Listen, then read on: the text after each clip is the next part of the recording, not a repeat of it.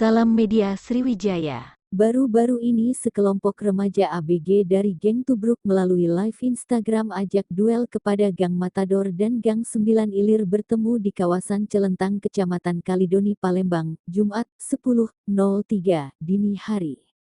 Ternyata seruan tawuran tersebut terpantau oleh pihak kepolisian, dengan gerak cepat tim Opsnal Unit 1 Subdit 3 Jatanras Ditreskrimum, langsung melakukan pencegahan dan penindakan yang mendapat perlawanan dari para geng.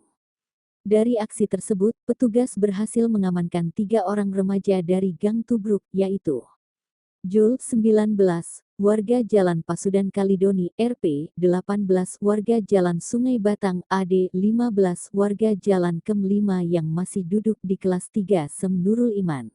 Kasubdit 3 Jatanras Ditreskrimum Polda Sumsel Kompol Agus Prihandika melalui Kanit 1 Kompol Willy Oscar mengatakan, para remaja tersebut merupakan geng Tubruk yang melakukan siaran langsung melalui Instagram. Ketika anggota mencoba memantau akun media sosial, ada salah satu akun kelompok Gang Tubruk yang sedang live, katanya.